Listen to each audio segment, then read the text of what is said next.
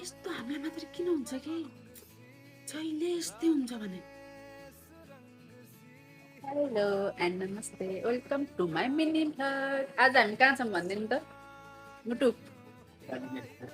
कालिकेस्थल। हामी कहाँ जानु लागेको थियौँ रे हाम्रो चाहिँ बिच बाटोबाट ट्रिप नै क्यान्सल भयो। हाम्रो यात्रा थियो कहाँसम्म थियो, जाँदा जाँदा जहाँ पुग्थ्यो त्यहीँसम्म भन्ने थियो। तर बाटोमा जाँदा जाँदा कालिकेस्थल हुँदा नि माथि पुगेपछि पानी दर्के धारा, यत्रो धारा पानी परेर हामी फर्क्यौँ। अनि अहिले हामी फर्केर के गर्दैछौँ चिसो भएर भनिदिनु न मुटुरु के गर्दैछौँ रे भनिदिनु त। हामी चिया खाँदैछौँ।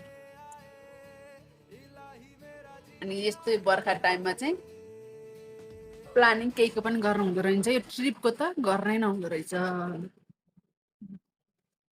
झ्याउ हुँदो रहेछ कि गाडीमा जानु पाए भए हाम्रो यात्रा सफल हुन्थ्यो होला।